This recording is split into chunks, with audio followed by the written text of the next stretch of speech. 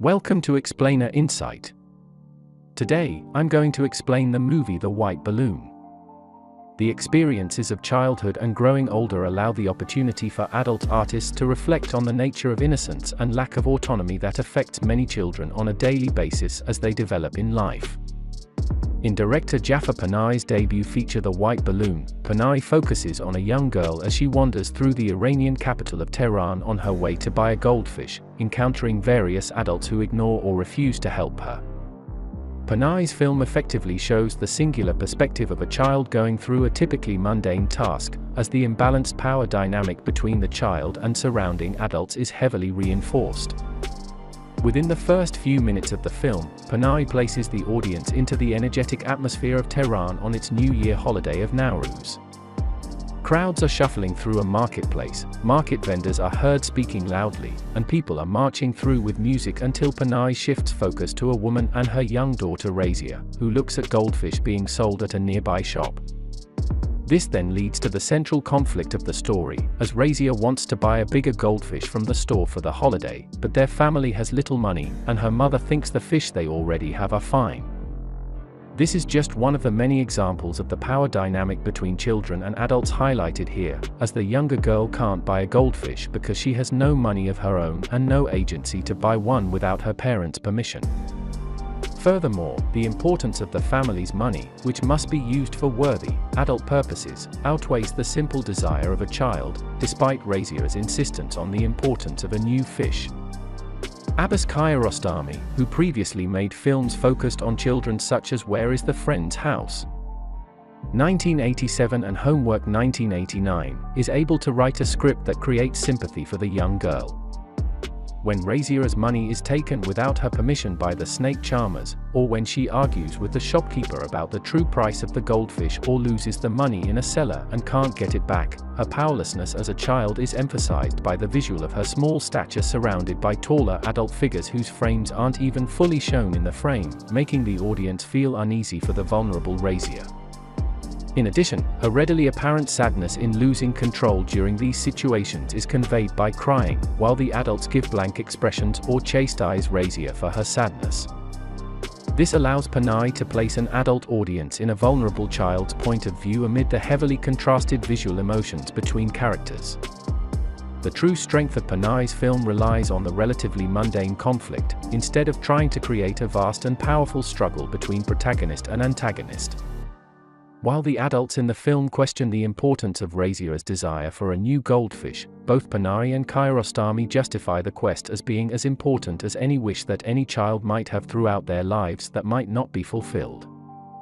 And through the social realist direction of the film through its use of non-actors and real shooting locations, it's apparent to see the film's influence on modern low-budget independent filmmaking techniques that can still utilize drama effectively. The White Balloon is an important start for Panahi, as his later filmography would explore characters in positions of low standing in society in films such as Offside or Three Faces. Panahi's humanistic approach toward the perspective of the young girl allows her voice to be heard, whereas such voices are often silenced by an older, male-centric world.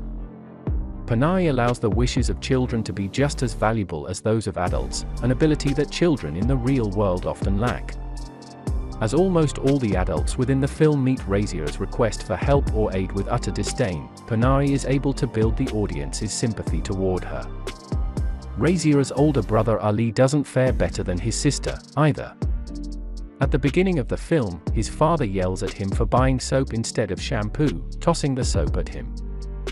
In addition, when Ali meets up with Razia later in the film after she goes to buy the fish, we see a bruise on his face that's brought to our attention by Razia, but Ali doesn't reveal its cause. Panahi underlines this possible sign of physical abuse, emphasizing the powerlessness of children through visual storytelling, with the apparent bruise being shown in medium and close shots without needing a verbal explanation of its origin. When both Razia and Ali try to get the family money that fell in the cellar of a closed shop, they constantly fail to secure the help of nearby adults. When Ali leaves Razia to get help elsewhere, a young Iranian soldier sits near Razia and has a pleasant conversation with her, despite her reluctance to talk to him. Panahi shoots this sequence in lengthy takes to absorb the audience into the conversation between them, where the difference in their hometowns and perspectives are highlighted in a naturalistic, conversational method.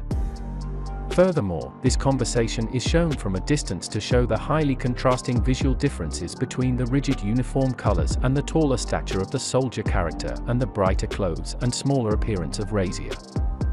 This dynamic between a young girl and adult counterparts can be seen in more recent films like The Florida Project, 2017 or 8th Grade, 2018, which are similarly low-key dramas focusing on young girls trying to establish their agency in an adult world. The film then ends as a young balloon seller uses a balloon-carrying stick with gum at the end to reach and get the money in the cellar below. Razia and Ali are then able to get the fish and return home with the money for the New Year celebration. This ending is a very warm conclusion which shows that the camaraderie among the younger generations is able to overcome their difficulties and adult indifference, as they are shown in close-ups when working together, highlighting the difference in space between the more distant adults and the closer, younger characters. Moreover, this ending also underscores the non-drastic nature of the film's conflict, as all the characters return to their lives without any major sense that what they've done has been important or not in the world of the film. Just as Panahi showcases the ultimately good nature of children marginalized in an adult world 25 years ago, audiences today can experience a variety of newer child-centric art that celebrates youthful wishing in a cynical adult environment. That was all from the video. I hope you liked it. Subscribe for more content like this and hit the like button to help us out.